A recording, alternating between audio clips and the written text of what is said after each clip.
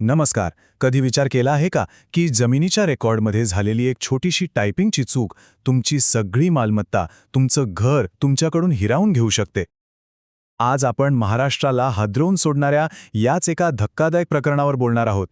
हो, प्रश्न खूपच साधा वाटतो, नाही का? पण ह्याचं उत्तर महाराष्ट्रातील लाखो कुटुंबांसाठी एक भयंकर स्वप्न ठरलं आहे. ही काही काल्पनिक गोष्ट नाही आहे, तर हा एक पद्धतशीरपणे केलेला घोटाळा आहे, ज्याने संपूर्ण राज्यात खळबळ उडवली आहे. जरा हा आकडा बघा, 2,00,000. ही फक्त एक संख्या नाहीये. ही ती कुटुंब आहेत ज्यांच्या पायाखालची जमीन एका कागदावरच्या खेळीमुळे अक्षरशः हिसकावून घेण्यात आली. विचार करा, या प्रकरणाची व्याप्ती किती प्रचंड मोठी आहे. चला तर मग या घोटाळ्याच्या अगदी मुळाशी जाऊया. एक कायदा जो खरं तर चुका सुधारण्यासाठी बनवला होता, तोच कायदा लोकांची जमीन हडपण्यासाठी एक हत्यार कसा काय बनू शकतो? तर या सगळ्या प्रकरणाच्या केंद्रस्थानी आहे कलम 155. याचा मूळ उद्देश अगदी साधा आणि सरळ होता. म्हणजे जमिनीच्या रेकॉर्डमध्ये जर काही किरकोळ चुका झाल्या असतील, समजा नावात स्पेलिंग मिस्टेक झाली किंवा एखादा आकडा चुकला, तर तो दुरुस्त करण्याचा अधिकार देणं. वाटायला तर हे खूप साधं सरळ आहे, नाही का? पण इथेच तर सगळा खेळ झाला. कायद्याचा उद्देश काय होता आणि त्याचा वापर कशासाठी झाला, यात जमीन आसमानाचा फरक आहे. एका बाजूला बघा, जिथे फक्त स्पेलिंगच्या चुका दुरुस्त करायच्या होत्या, तिथे याच कलमाचा आधार घेऊन लोकांच्या जमिनीची मालकीच बदलण्यात आली. जमिनीचं क्षेत्रफळ बदललं गेलं. आणि इतकंच नाही, तर जमिनीचा प्रकारही बदलण्यात आला. म्हणजे एका छोट्याशा कायदेशीर तरतुदीचा किती भयंकर गैरवापर होऊ शकतो, हेच यातून स्पष्ट होतं. ठीक आहे, तर आता आपण जरा हे समजून घेऊया की हा घोटाळा नक्की कसा झाला. हा कागदावरचा दरोडा नेमका टाकला तरी कसा गेला? हे सगळं 4 अगदी सोप्या वाटणाऱ्या टप्प्यांमध्ये घडलं. बघा, पहिलं, एक खोटा अर्ज दिला जातो. असं भासवलं जातं की अरे, एक छोटीशी चूक झालीये, ती दुरुस्त करायची आहे. मग अधिकारी मुद्दाम ऑनलाईन प्रक्रिया टाळतात आणि ऑफलाईन अर्ज घेतात. का? कारण त्यामुळे कोणताही डिजिटल मागे राहत नाही. त्यानंतर खऱ्या मालकाला काहीही न कळवता थेट मालकाचं नाव किंवा जमिनीचं क्षेत्रच बदलून टाकलं जातं. आणि झालं, अधिकृत रेकॉर्ड बदललं की कागदावर तुमची जमीन दुसऱ्याच्या नावावर. सगळं अगदी शांतपणे. पण या कागदी खेळाचा त्या 2,00,000 कुटुंबांवर काय परिणाम झाला? या फसवणुकीची खरी मानवी किंमत काय होती? याचे परिणाम अक्षरशः विनाशकारी होते. सगळ्यात मोठा धक्का म्हणजे एका रात्रीत लोक त्यांच्याच जमिनीचे मालक राहिले नाहीत. त्यांची आयुष्यभराची कमाई, त्यांची ओळख, त्यांच्या डोळ्यादेखत कागदावर दुसऱ्याच्या नावे झाली. आणि याचा परिणाम फक्त इथपर्यंतच थांबला नाही. याचा थेट फटका त्यांच्या आर्थिक जीवनावर बसला.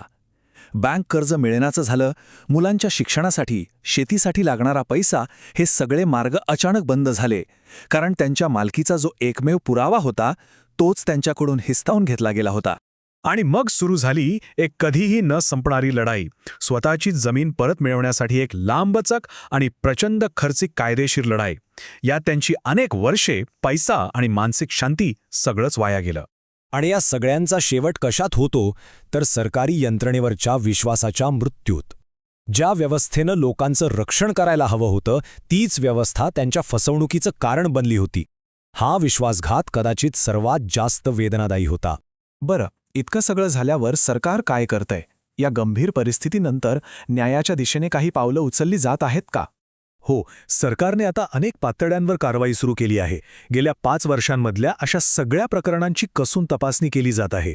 जे अधिकारी दोषी आढळलेत त्यांच्यावर फौजदारी गुन्हे आणि विभागीय चौकशी सुरू झाली आहे.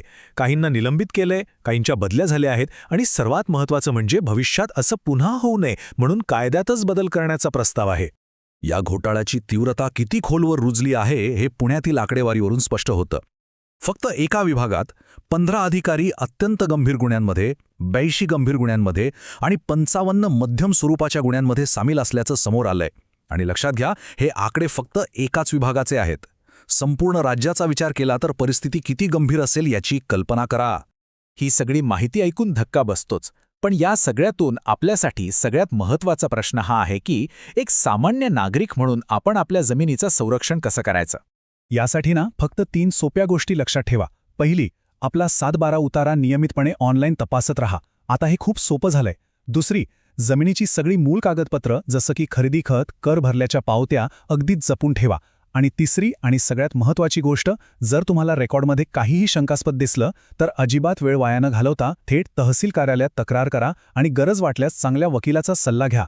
आणि जाता जाता एक प्रश्न नक्की विचार करायला लावतो. आज आपण डिजिटल युगात जगतो, जिथे प्रत्येक गोष्ट सुरक्षित आणि पारदर्शक असायला हवी. मग अशा काळात आपली सर्वात मौल्यवान संपत्ती, आपली जमीन, अजूनही एका साध्या सहीने किंवा एका छोट्याशा बदलाने इतकी असुरक्षित का आहे? यावर आपण सगळ्यांनीच विचार करायला हवा.